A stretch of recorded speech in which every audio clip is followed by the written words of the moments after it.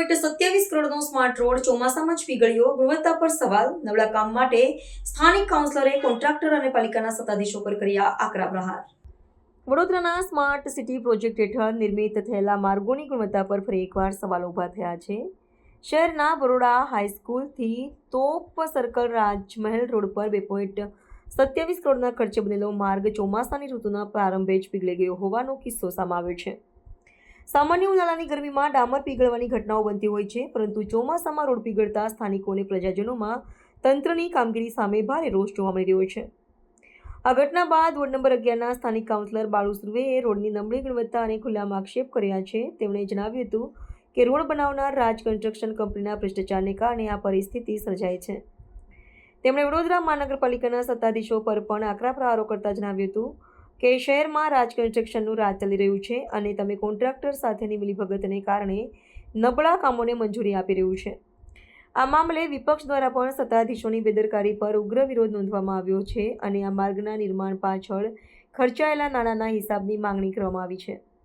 આ ઘટનાએ શહેરમાં વિકાસના નામે થતા કામો અને તેના પર થતા ખર્ચ પર ફરીવાર સવાલો ઊભા કર્યા છે. નબળી ગુણવત્તાવાળા કામ સામે કડક પગલાં લેવાની અને જવાબદાર અધિકારીઓ તેમજ કોન્ટ્રાક્ટર સામે કાર્યવાહી કરવાની માંગણી પ્રબળ બની છે. અમારા વિસ્તારમાં તોપથી બરોડા સ્કૂલ સુધીનો જે રોડ છે, ₹2.27 કરોડ ખર્ચો કરીને બનાવવામાં આવ્યો છે.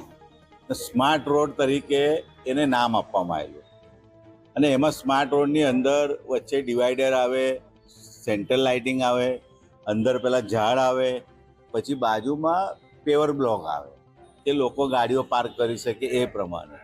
અને જે આજે પરિસ્થિતિ એવી છે રોડની, પેવર બ્લોક બાકી છે, ડિવાઈડર બાકી છે, વચ્ચેવાળું સેન્ટર ડિવાઈડર આવે અને જે ડાંબર જે સિલકોટ કર્યો છે એ સિલકોટ પર કોઈ પણ માણસ ચાલતો જાય તો ચોટી જાય, એના બૂટ ચોટી જાય, કોઈ ચંપલવાળો જાય તો ચંપલ નીકળી જાય, આગળ ના જઈ શકે, એવી બહુ ગંભીર પરિસ્થિતિ છે. એટલે ખરેખર જે પણ ઇજારદાર હશે એના પર કાયદેસર કાર્યવાહી કરવી જોઈએ અને જે અધિકારી હશે એને સુપરવિઝન ન હોવાના લીધે એવી પરિસ્થિતિ અને ₹2.27 કરોડ જેટલો ખર્ચો લોકોના પરસેવાના વેરાના પૈસાથી આવું કામ કરતા હોય તો ખરેખર એ કામગીરી લોકોને સારી રીતે ઉપયોગમાં આવી જોઈએ એવું કામ કરવું જોઈએ.